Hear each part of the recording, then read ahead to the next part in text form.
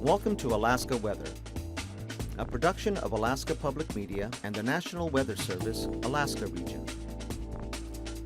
Produced and broadcast daily from the studios of KAKM, Alaska Weather provides complete forecasts, public, marine, and aviation for all of Alaska. Alaska Weather is made possible by the following sponsors.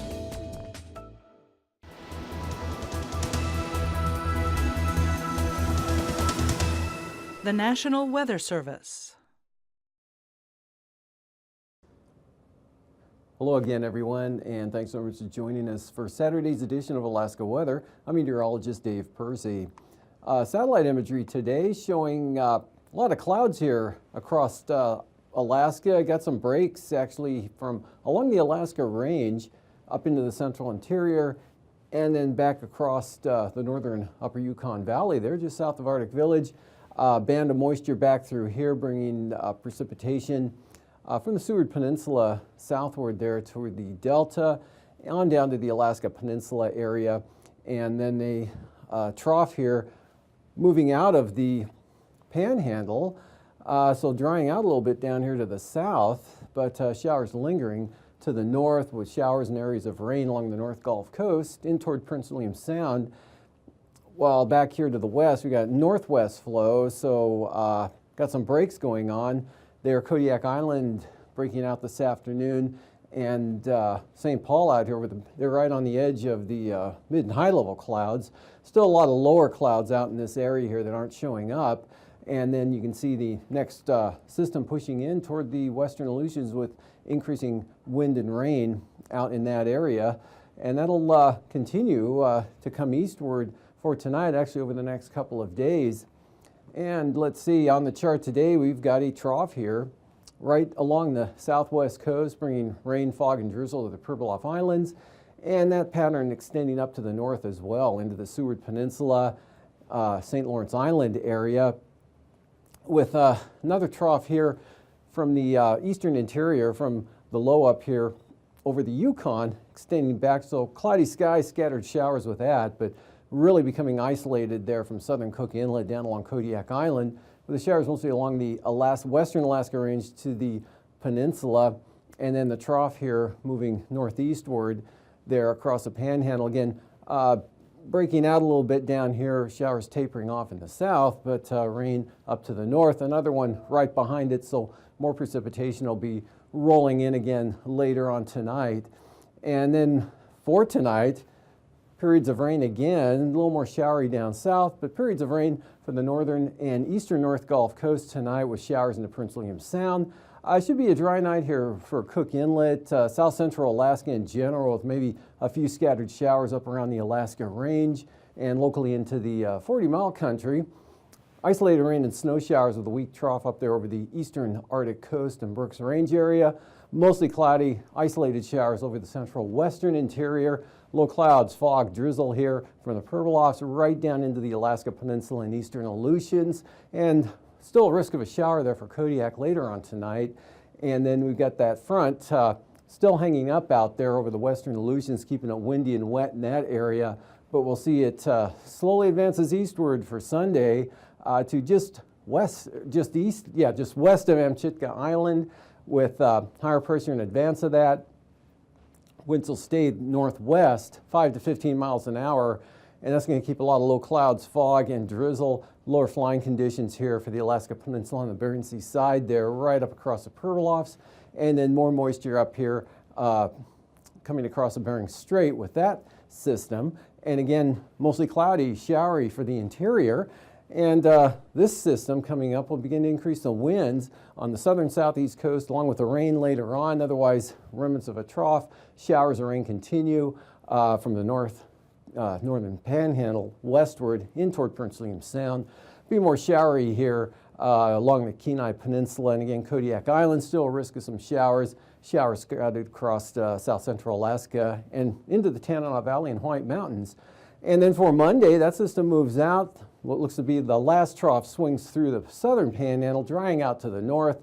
Got this front pushing east-northeast, bringing an area of rain from the eastern Beaufort Sea coastline right on down in across the Yukon Delta and Norton Sound. That links up with this next one coming eastward here. So rain, breezy conditions, windy, Pribilof southward to the eastern Aleutians, ready to move into the Alaska Peninsula.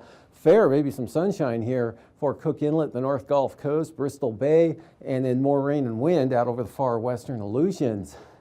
And from there, we'll look at the lows for tomorrow morning, Sunday morning. Lower 50s here over the southern southeast coast, maybe the upper 40s to the north there, and then lower to mid 40s along the North Gulf Coast, mid 30s Copper River Basin areas, east central interior, upper 30s to lower 40s, and mostly in the 40s here for the Alaska Range into northeast Bristol Bay, as well as south central Alaska, lower to mid 40s, and then from the Brooks Range northward, falling into the upper 20s in some locations there, with lower 30s persisting along the coastline, upper 30s for the Seward Peninsula, and for the highs tomorrow afternoon, upper 50s to near 60 for south central Alaska, Susitna Valley. Same thing for the southern panhandle, northward, mid 50s Peninsula, and cool 30s up for the Brooks, from the Brooks Range on out to the Arctic coast, but mid 40s there for Kotzebue Sound.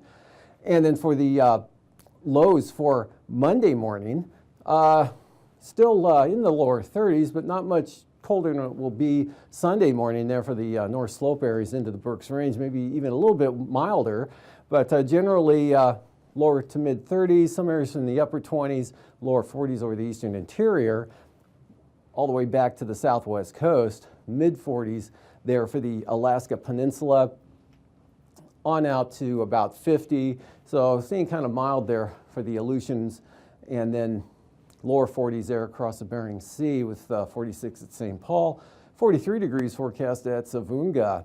And then from there, going to the high temperatures for Monday afternoon, really not much difference. Upper 50s to near 60, again, Susitna Valley, maybe the Kenai Peninsula areas, mid to upper 50s Copper River Basin, lower to mid 50s here as you head southwest right to the Nunivak Island area as well as the Pribilof. Same thing for the Alaska Peninsula and the Aleutians. And up north, again from the Brooks Range on out to the Arctic coast, highs will be in the mid to upper 30s with mid 40s back toward Kotzebue Sound. And then for the eastern interior areas here, mostly in the lower 50s with mid 50s back to the west. And again, maybe some lower 60s showing up here over south central Alaska with possibly some more sunshine during the afternoon hours. And that same pattern also in store for the southern southeast coast. And now, aviation weather around Alaska. Moving on to flying weather.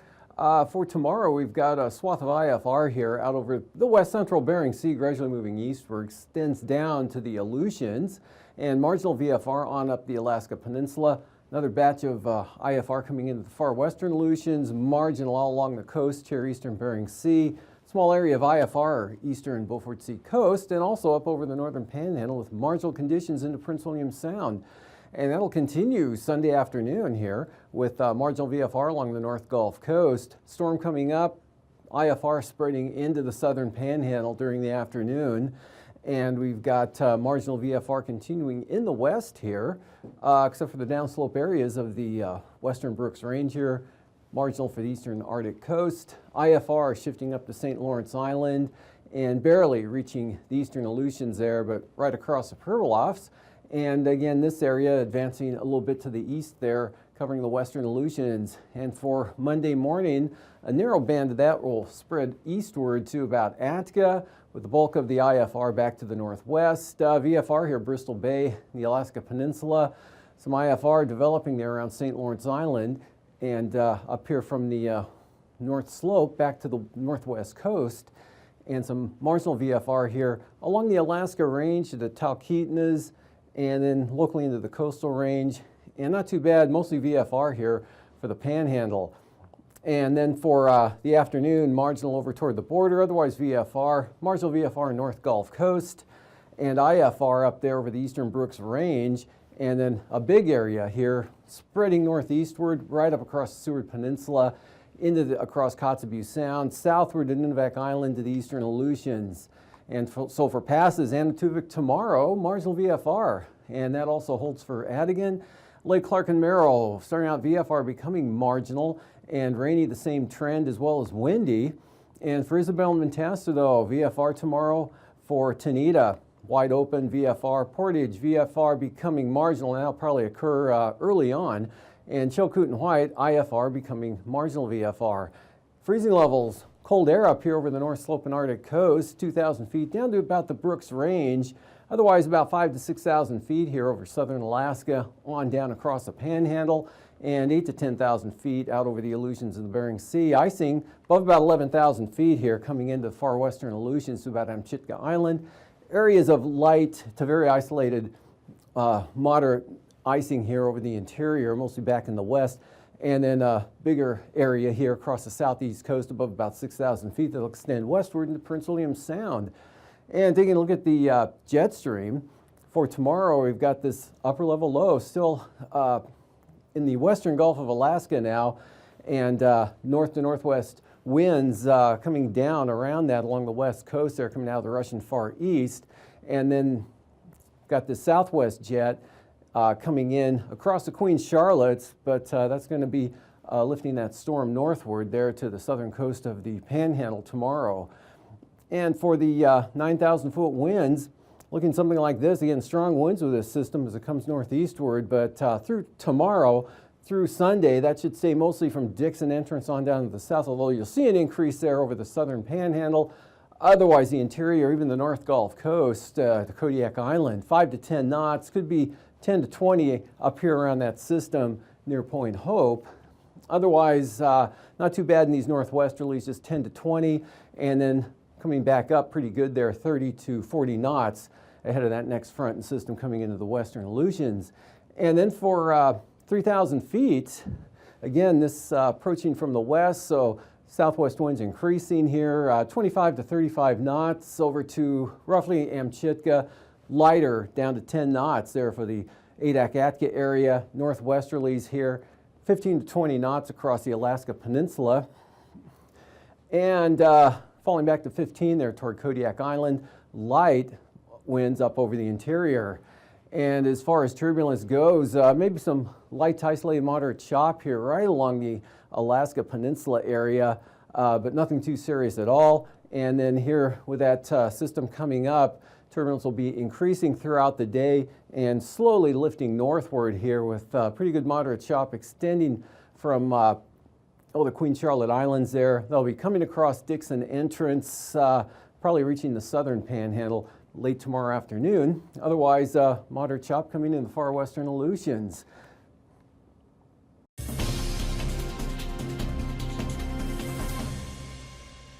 Tucked away near Soldovia, Alaska, along beautiful Kachemak Bay, is the Kachemak Bay Laboratory, which is operated in partnership by the National Oceanic and Atmospheric Administration and the University of Alaska Fairbanks.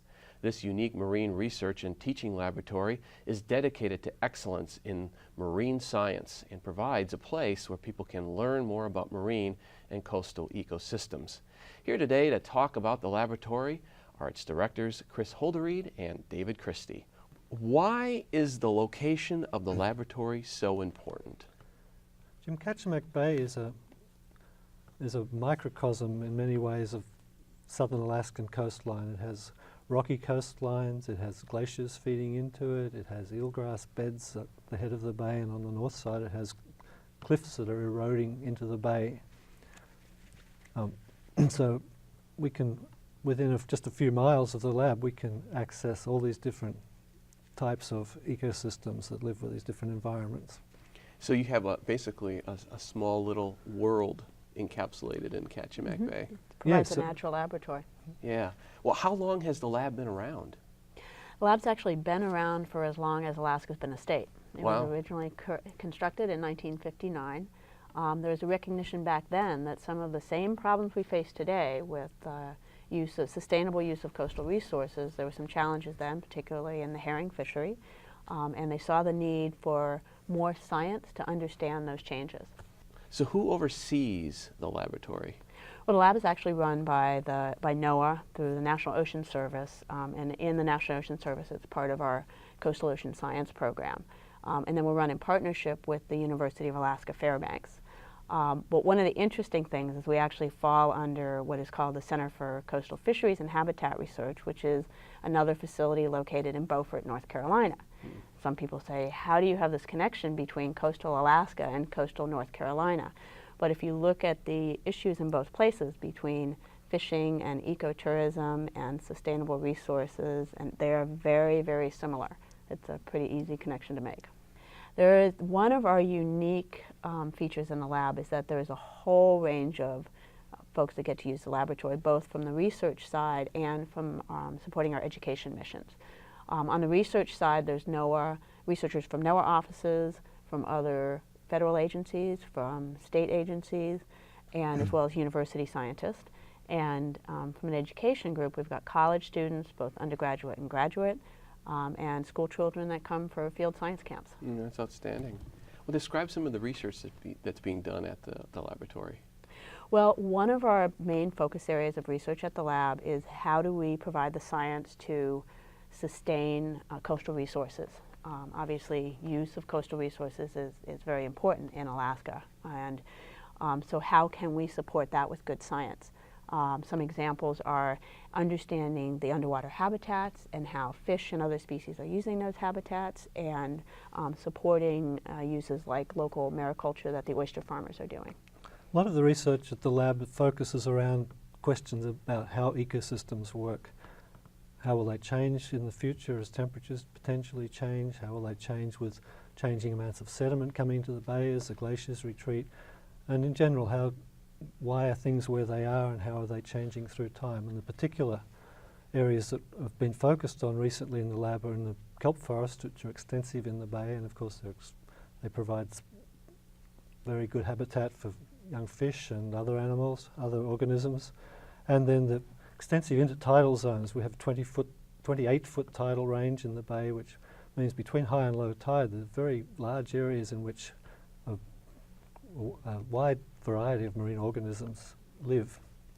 As we move into the future, we'll be increasingly adding components of instrumentation to the lab, so developing and experimenting with new ways of observing and measuring what's going on underwater when people can't be there. So what classes are being taught at the lab? There's quite a range of classes, and it changes every year. The big constant for the last 10 years has been the dive classes.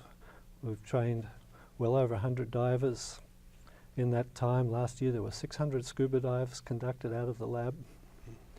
We have a range of classes taking advantage of the access to the ecosystems of the bay.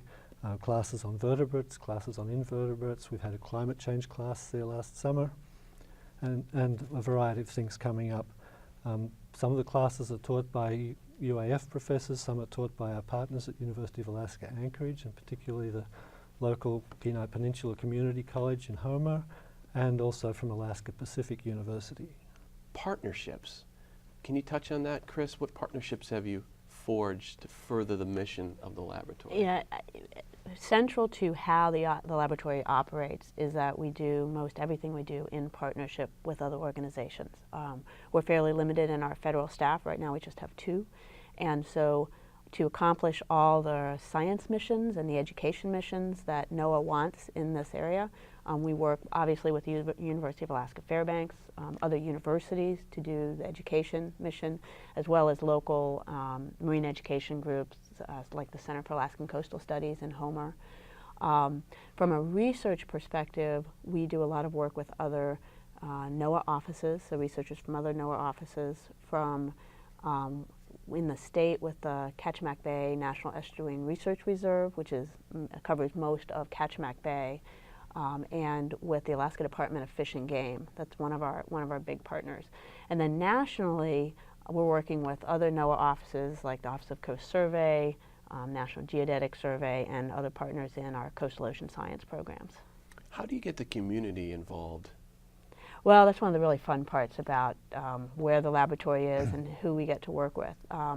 We do everything from, we have open houses for the general public. We make presentations out in the community. We also get scientists who come into the lab to do research, to do presentations on their work, so they get wider exposure to that. We also have a lot of classes that are available for community members to take, as well as doing teacher training workshops and classes that teachers in the local schools, including local villages, can take. And then we do a fair amount of work with the local tribes from Seldovia, Port Graham, and Nenwalek. That's been primarily focused on education programs for the kids. So what is your vision of the lab? Jim, we're looking to continue to build the lab in partnership with all the people we work with around the Bay and elsewhere in Alaska to become the place where people choose to come when they have questions, they want to investigate new ways of looking at coastal ecosystems all around southern Alaska. We want the lab in particular to be a place where we can deploy and test new technologies to see how they work in Alaskan conditions before we take them out into the rest of Alaska. And working from there, we're trying to get smarter about how we investigate coastal Alaska, because as you know, there are lots of places where you can't get to very easily, where there are no people. So we need to work out ways of developing instruments that we can put out there when there are no people around. We need to have ways to use the communities, to work with communities, to collect data that are of interest to them, but also that can be fed back to the lab and back to the world in general through the internet. From a broad perspective, NOAA has an increasing focus on helping communities adapt to climate change. And so the lab is one of the places where we do the science to understand how these systems are changing, how they're changing now in response to climate change, in response to human activities and coastal development, things like that, and then how we can help communities to adapt to those changes in the future. And thank you for joining us here on Alaska Weather Facts. Until next time. And now, marine weather around Alaska. Welcome back. Looking at the sea ice analysis done today. Still have the ice here down toward Mackenzie Bay, still roughly about 100 nautical miles, and then up here 250 or more from the central Arctic coast. And again, not much change expected to occur over the next 4 or 5 days. And for the marine forecast here, South 15 for most of the coastline, 7 to 8 foot seas, but south coast, that storm coming up, east winds increasing to 30 knots with seas building to 9 feet, and then Clarence Strait coming up at not quite as much, southeast 24 foot seas, and then Northern Lynn Canal, they're coming up to small craft advisories, southerlies at 25 tomorrow afternoon. And then moving on to Monday, we'll see southeasterlies, light southeasterlies over the inside waters, Clarence Strait to Frederick Sound, 10 knots, and south 15 for Northern Lynn Canal. Out along the coast, all turning westerly here at 15 knots, a little bit lighter up on the north coast with seas running from 4 feet here in the north down to about 7 feet there west of Prince of Wales Island. And for Bristol Bay tomorrow, light northeast winds at 10 and southerlies at 10 for the eastern North Gulf Coast, turn southwest and stay light all the way back to the Barrens where they become southerly, and then south winds from Kachemak Bay all the way up Cook Inlet with 2 to 3 foot seas. And then for Monday, winds turn westerly here for Kachemak Bay up to about 20 knots, 15 knots from the west for the Barren Islands, west 20 for the western North Gulf Coast, falling back to 15, becoming southwest on the east side, and light winds continue for Prince William Sound. And then for Bristol Bay, northwest 15 knots here on the Bering Sea side of the peninsula, Cape Sarachev to Castle Cape, northwest at 20, 6 foot seas, and then back down to 15 knots on up to Sitkinak. Monday's outlook, that front coming in from the west, small craft advisories develop here on the Bering Sea side of the Alaska Peninsula, otherwise southwest 20, turning west at 15 over towards Sitkinak, southwest 15 for Bristol Bay with seas 3 to 6 feet. And then for the Aleutians, we got gales coming in tomorrow, that next front pushing in. Southeast 35 there from Kiska Island on out to Shimia, 30 knots east of there with 10 to 15 foot seas, and then much lighter for Adak and Atka, west 15 and 15 to 20 knot winds turn northwest for Unalaska Island. And then for Monday, small craft advisories here across the Fox Islands, south-southwest, 25 to 30 knots, 7 to 9 foot seas. And small craft advisories, most of the rest of the illusion's been hanging on to those gale force winds out west.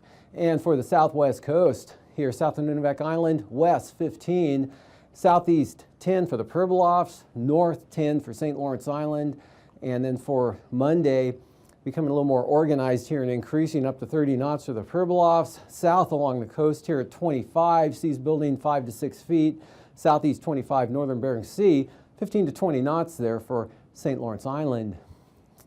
Beaufort Sea coast here, central east side, east of 15, small craft advisories on the west side. Low pressure right through here, those winds going north and then northwest into Kotzebue Sound at 15 to 20. Monday, south winds here for Kotzebue Sound turn west at 15 and back to the southwest on the western coast, and we're back in the easterly winds 20 to 25 knots here all the way over to Demarcation Point with 5-foot seas.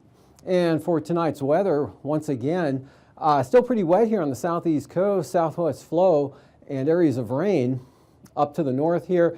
Becoming a little more showery down to the south. A little bit of a break here between this system and that will come in late tonight. Mostly cloudy south central Alaska interior. Looking scattered isolated showers, maybe a little more numerous here. Copper River Basin across eastern Tanana Valley to near Eagle.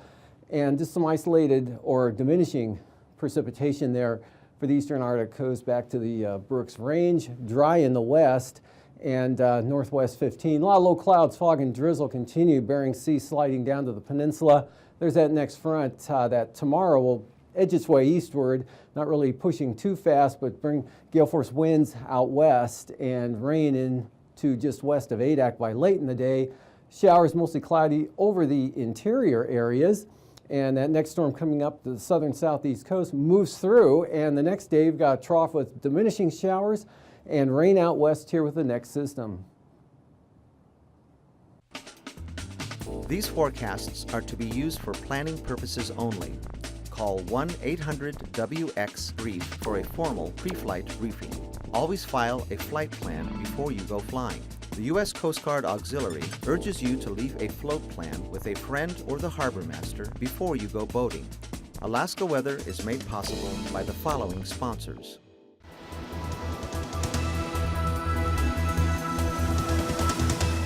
The National Weather Service.